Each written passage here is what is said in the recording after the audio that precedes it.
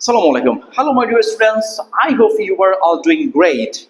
And today we are going to learn kinds of sentence. আজকে আমরা শিখব বাক্যের প্রকারভেদ। আজকের একটি মাত্র ক্লাসের মধ্যে দিয়ে তোমার বাক্য এবং বাক্যের প্রকারভেদ নিয়ে তোমার যত সমস্যা আছে সব সমস্যার সমাধান করে ফেলবো একটি ক্লাসের মধ্যে দিয়ে। ওকে, সো লেটস গেট স্টার্টেড। আজকে আমরা শিখব বাক্য কি, বাক্য কত প্রকার এবং কি কি। প্রথমে আমরা বলি বাক্য কি। বাক্য বলতে আসলে কি বোঝায়?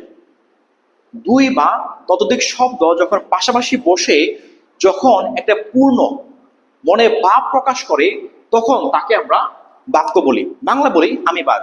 তাহলে এখানে কিন্তু দুটো শব্দ পাশাপাশি বসেছে কিন্তু মনে ভাবকে প্রকাশ হয়েছে, একটা পূর্ণ অর্থকে প্রকাশ করেছে না, একটা পূর্ণ অর্থ প্রকাশ করে নাই। আমি যখন বলবো আমি ভাত খাই তখন একটা পূর্ণ অর্থ প্রকাশ করছে, এম রাইট?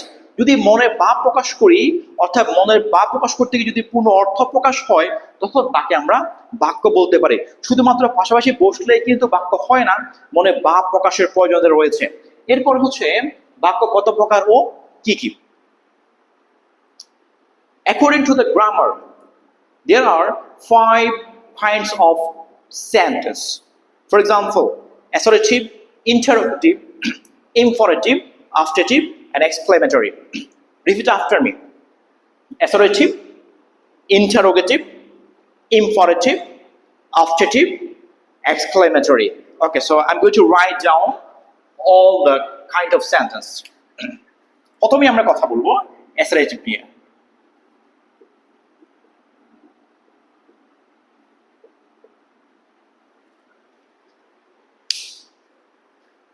assertive, A-S-S-E-R-T-I-V-E।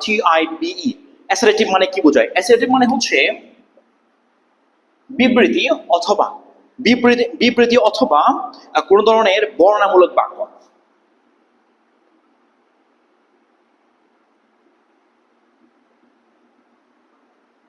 বিবৃতি অথবা বর্ণনামূলক বাক্য।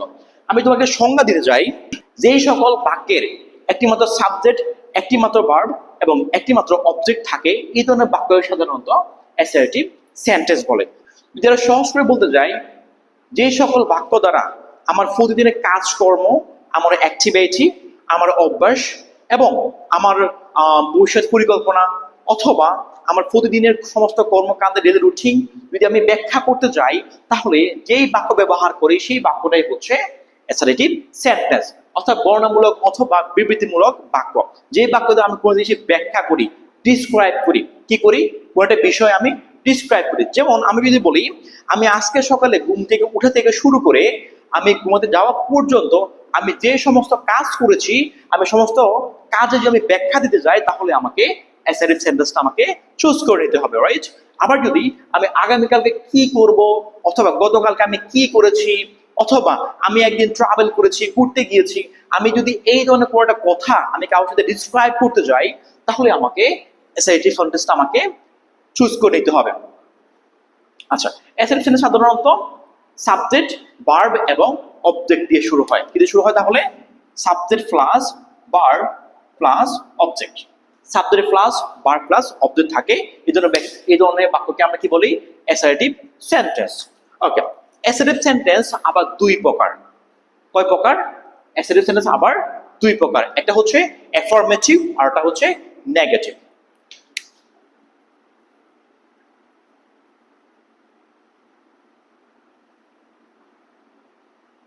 অ্যাফার্মেটিভ আরটা কি? নেগেটিভ। আচ্ছা, হোয়াট ইজ অ্যাফার্মেটিভ এবং হোয়াট ইজ নেগেটিভ? অ্যাফার্মেটিভ মানে হ্যাঁ,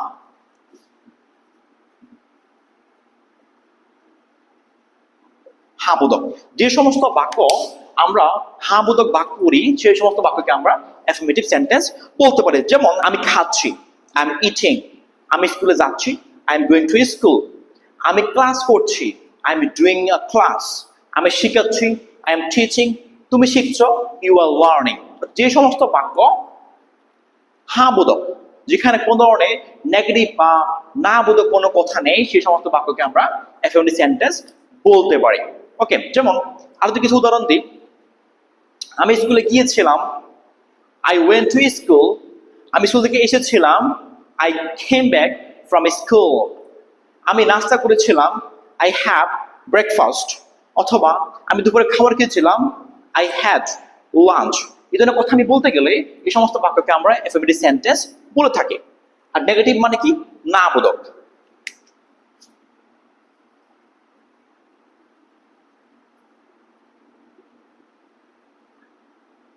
নেগেটিভ মানে কি?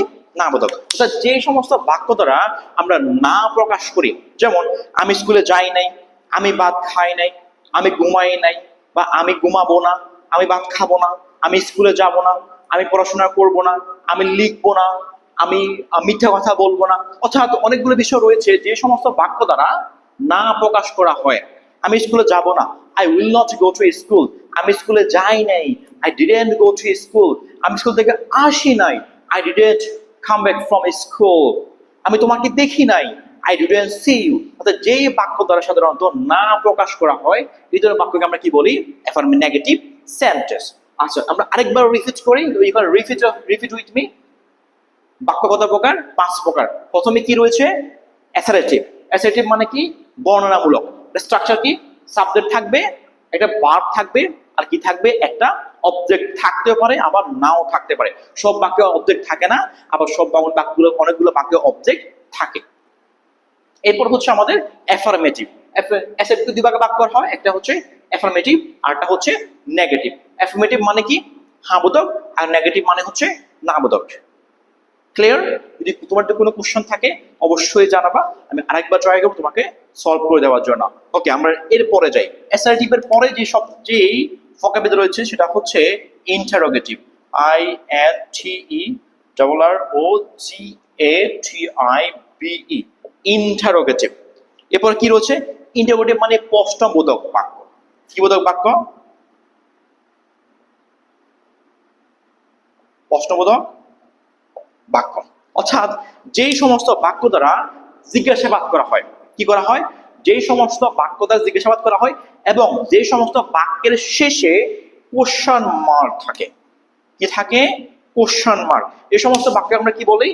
Interrogative sentence. বলতে পার ইন্টারোগেটিভ সেন্টেন্স। অর্থাৎ যেই প্রশ্ন দ্বারা আমি কাউকে জিজ্ঞাসাবাদ করি, যেমন তুমি কি স্কুলে গিয়েছিলে, তুমি কি স্কুলে যাবে, তুমি কি ভাত খাবে, তুমি কি লিখবে, তুমি কি আমার সাথে দেখা করবে, তুমি কি হাসবে, এই ধরনের বাক্যকে আমরা ইন্টারোগেটিভ বলে থাকি। ইন্টারোগেটিভকে আমরা সাধারণত দুটো ভাগে ভাগ করে নিই। একটা হচ্ছে সিম্পল ইন্টারোগেটিভ আর একটা হচ্ছে WH ইন্টারোগেটিভ। কয় ভাগ ভাগ করতে পারি বলতো? দুই ভাগে। প্রথমে হচ্ছে কি? Simple, SIMPL, simple interrogative. আর একটা হচ্ছে WH অর্থাৎ ইন্টারোগেটিভ।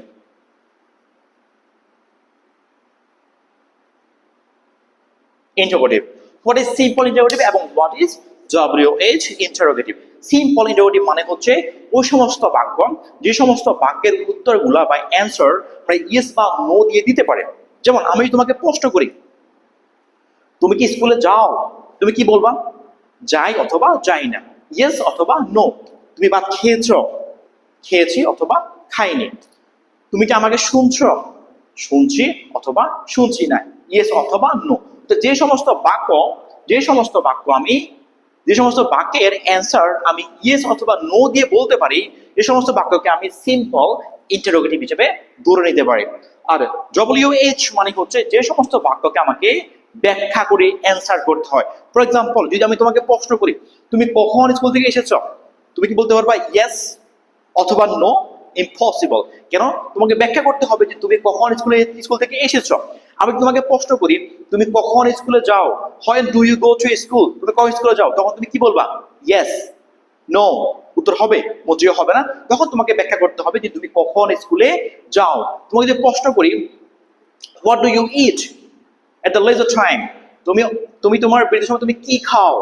তো তুমি বলবা যে হ্যাঁ, তুমি কি খাও। তুমি এই সমস্ত বাক্যে এই সমস্ত জিজ্ঞাসাবাদে বা প্রশ্নে তুমি ইয়েস এবং নো উত্তর দিতে পারবে না। তার মানে যে সমস্ত বাক্যে ইয়েস নো উত্তর দেওয়া যেগুলো বলা হয় সিম্পল কোশ্চেন, আর যে সমস্ত বাক্যে ডিসক্রাইব করতে হয় কোনো একটা বিষয় সেগুলোকে বলা হয় ইন্টারোগেটিভ অর্থাৎ WH interrogative. Clear? Okay, let's move to our next one. এরপরে যেটা থাকবে সেটা হচ্ছে imperative. IMPERATIVE imperative. What is imperative? যে সমস্ত বাক্য দ্বারা কি করা হয়? আদেশ করা হয়, অনুরোধ করা হয়, নিষেধ করা হয়, এই সমস্ত বাক্যকে আমরা ইম্পারেটিভ সেন্টেন্স বলতে পারি। যেমন আমি যদি বলি তোকে আদেশ করি কাজটি করো, ডু দ্য ওয়ার্ক, কাজটি করো, ডু দ্য ওয়ার্ক। আচ্ছা, আরেকটা জিনিস হচ্ছে ইম্পারেটিভ সেন্টেন্স শুরুই হয় ভার্ব দিয়ে। আগে দেখো আমাদের এই বাক্যটা শুরু হয়েছে সাবজেক্ট দিয়ে, কিন্তু ইম্পারেটিভ সেন্টেন্সের মজার বিষয় হচ্ছে এগুলো শুরুই হয় কি দিয়ে? ভার্ব দিয়ে শুরু হয়। তাহলে এই বাক্যের স্ট্রাকচার কি? Verb plus object, verb plus object. তোমাকে যদি একটা আদেশ করি কাজটি করো, ডু দ্য ওয়ার্ক, কাজটি করো, পত্রটি পড়ো, read the letter, read the letter. আবার তোমাকে আদেশ করি বি অনেস্ট, সৎ হও, বি অনেস্ট, সৎ হও। এটা হচ্ছে আদেশ। আবার যদি এরপর যদি আমি তোমাকে বলি নিষেধ করি সেখানে যেও না, ডোন্ট গো দেয়ার, মিথ্যা কথা বলো না, ডোন্ট টেল আ লাই। তারপরে অসৎ হইও না, don't be dishonest, don't be dishonest, অসৎ হইও না। অর্থাৎ ইম্পারেটিভ মানে কি? যেই বাক্য দ্বারা কি করা হয়? আদেশ করা হয়, উপদেশ দেওয়া হয়, অনুরোধ করা হয় এবং নিষেধ করা হয়, এই সমস্ত বাক্য আমরা কি বলি? Imperative sentence. আমরা একটু লিখে ফেলি তাহলে তোমার বুঝতে সুবিধা হবে। একটা হচ্ছে কি আদেশ, একটা হচ্ছে অনুরোধ, একটা হচ্ছে উপদেশ, একটা হচ্ছে নিষেধ। যে বাক্য দ্বারা আমরা কি করি? আদেশ, অনুরোধ, উপদেশ এবং নিষেধ করি, এই সমস্ত বাক্য আমরা কি বলতে পারি? Imperative sentence. বুঝতে পেরেছো কিনা? আচ্ছা, এবার যদি আমি উপদেশ নিয়ে কথা বলি, তোমার পিতামাতাকে মান্য করো, ওবে ইউর প্যারেন্টস, তোমার শিক্ষককে মান্য করো, ওবে ইউর টিচার। আবার যদি বলি সবসময় সত্য কথা বলবা, always speak the truth, always speak the truth, সবসময় সত্য কথা বলবে। আচ্ছা, এরপরে আমাদের কি আছে? ইম্পারেটিভ পরে অবজেক্টিভ, OPTATIVE, অবজেক্টিভ সেন্টেন্স। আচ্ছা, অবজেক্টিভ মানে কি বোঝায়? অবজেক্টিভ মানে হচ্ছে ওই সমস্ত বাক্য, যে সমস্ত বাক্য দ্বারা দোয়া করা হয়, ইচ্ছা প্রকাশ করা হয়, তাদের আশীর্বাদ করা হয়, এই সমস্ত বাক্যকে আমরা অবজেক্টিভ সেন্টেন্স গুলো শুরু হয় মে দিয়ে। এই সমস্ত বাক্যকে, যে সমস্ত বাক্য মে দিয়ে শুরু হয়, এই সমস্ত বাক্যকে সাধারণত আমরা অবজেক্টিভ হিসেবে ধরে নিতে পারি। যখন দোয়া করছি, যেমন আল্লাহ তোমার সহায়ক, আল্লাহ আল্লাহ তোমাকে রহমত দান করুক, may Allah bless you, may Allah bless you, আল্লাহ তোমাকে সুখী করুক, may Allah make you happy, may Allah make you happy. আমি তোমার জন্য প্রার্থনা করছি, কি করছি? তোমার জন্য প্রার্থনা করছি। আবার তোমার জন্য আরেকটা প্রার্থনা করি, তুমি সুখী হও, may you be happy, may you be happy.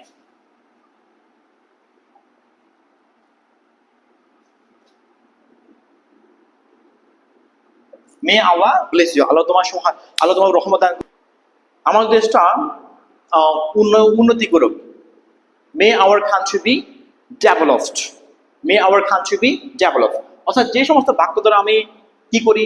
অর্থাৎ ইচ্ছা পোষণ করি, অথবা আমি আশীর্বাদ করি বা প্রার্থনা করি। তারপরে কি করি? তাহলে ইচ্ছা, প্রার্থনা, এই সমস্ত বাক্যে আমরা কি বলতে পারি? Objective sentence. আমরা এগুলো আরো ডিসক্রাইব করবো আমাদের নেক্সট ক্লাসে। ওকে, এরপরে last one is exclamatory,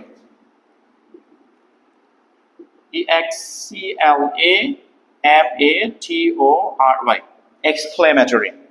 exclamatory মানে কি? সমস্ত বাক্য দ্বারা বক্তা তার মনের ভাব বা আবেগ প্রকাশ করে, সুখ দুঃখ, তার বেদনা, এই সমস্ত বাক্যকে আমরা কি বলি? এক্সক্লেমেটরি সেন্টেন্স, অর্থাৎ আবেগ প্রকাশ। আমরা সহজ করে বুঝি, এক্সক্লেমেটরি মানে কি? আবেগ, আবেগ প্রকাশ। কি হতে পারে তাহলে? কি সুন্দর একটা পাখি, what a beautiful bird is, what a beautiful bird is, কি সুন্দর পাখি।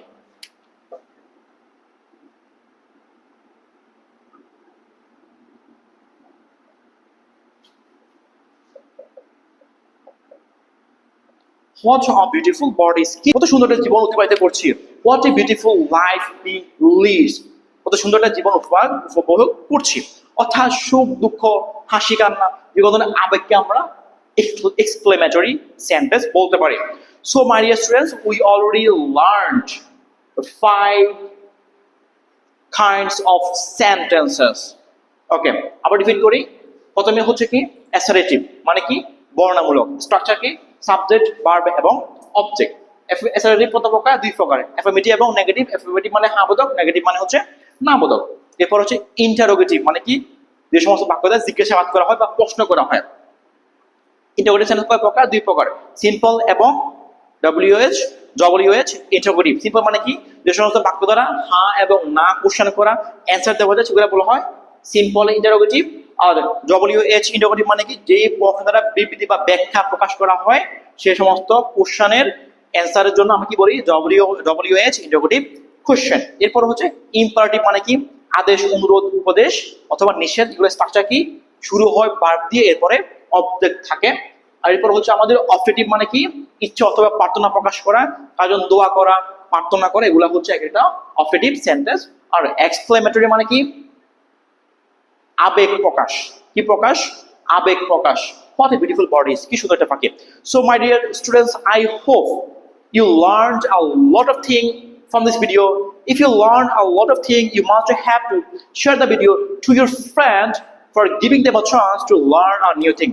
তুমি যদি কিছু শিখে থাকো অবশ্যই ভিডিওটা তোমার বন্ধুকে শেয়ার করবা যাতে তারাও কত কিছু শিখতে পারে। Thank you so much for your time and I will see you in the next class. আল্লাহ হাফেজ। আসসালামু আলাইকুম।